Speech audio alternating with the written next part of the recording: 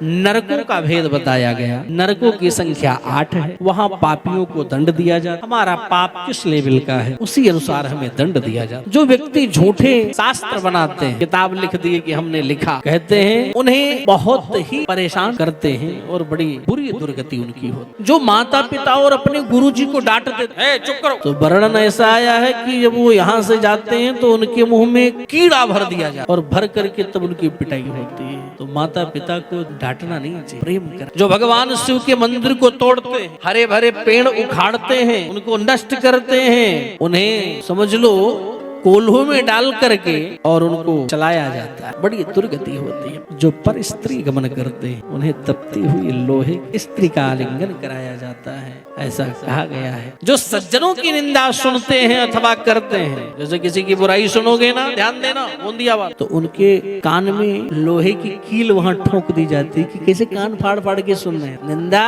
अगर हम किसी की सुनेंगे, बुराई अगर हम किसी की सुनेंगे, तो भले ही वो बुरा हो लेकिन उसके द्वारा किया हुआ पाप के भी हम भी पापी भागीदार बन जाए। तो नरकों का चर्चा किया।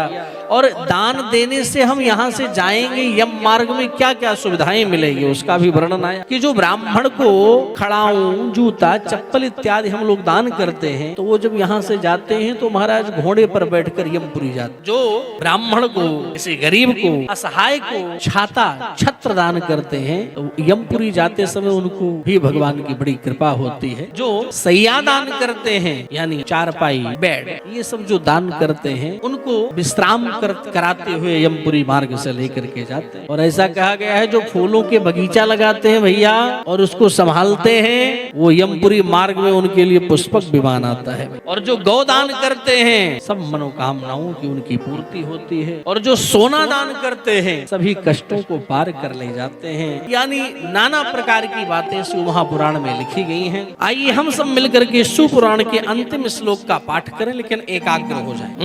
एतत् शिव पुराणस्य वक्तुः श्रोतुश्च सर्वदा सगणः ससुतः सांबः संकरोतु सशंकरः।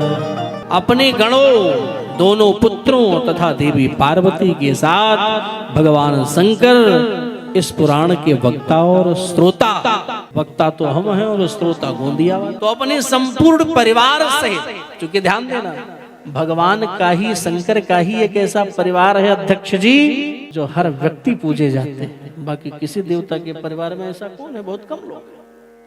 किसी के बच्चे पूजेंगे तो उनकी पत्नी नहीं पूजेगी, पत्नी पूजेंगे तो बच्चे नहीं। ऐसा हुआ नहीं हुआ। भगवान शंकर का देखो, भगवान शंकर अलग पूज रहे हैं और उनकी धर्म पत्नी जी, अम्बे तू है जगदम्बे काली, जय दुर्गे खप्पर वाली, तेरे ही गुण गाए। ओ मैया, एक को याद है? बताइए। ये भक्ति है। और शंकर जी की बात आए तो एक एक व्यक्ति को याद है। अब तीसरे नंबर पे आज जय गणेश, जय गणेश।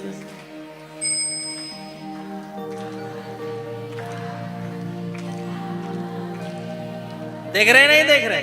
और गणपति बप्पा मंगल मूर्ति, ये भगवान शंकर की तरह। अब आ जाओ कुमार कार्तिकेय जी, तो उनका वैभव महाराष्ट्र में कम है, लेकिन जो ही आप साउथ इंडिया में प्रवेश करेंगे फिर तो अय्यप्पा स्वामी ही चलेंगे वहां। कार्तिकेय भगवान की। अच्छा, ये तो हो गई कॉमन बात। एक और निवेदन करें, करें। देवताओं के बच्चे ही नहीं पूजे गए, शंकर जी की पत्नी जी यानी मैया और दोनों बच्चे पूजे जा रहे हैं। अरे बच्चों को छोड़ो, इनके वाहन की भी पूजा होती है। हाँ या ना? होती नहीं होती? नंदी बाबा शंकर जी के वाहन, उनकी पूजा होती नहीं होती? और मैया का वाहन, उसकी उनकी पूजा होती नहीं होती? यहाँ तक कि गणेश जी का वाहन चूहा है, मयूर यानी मोर, सभी लोग मानते हैं।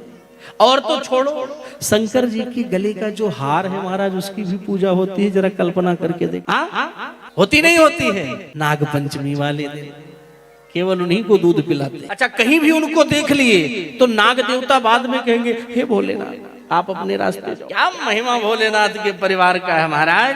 आप किसी के परिवार को उठाकर देखो, चाहे वो राम जी का ही क्यों ना परिवार हो, चाहे भगवान कृष्ण का ही परिवार क्यों ना हो, इस प्रकार पूजा किसी नहीं हुई है जिस प्रकार भोले शंकर के एक एक व्यक्ति की पूजा हो रही है।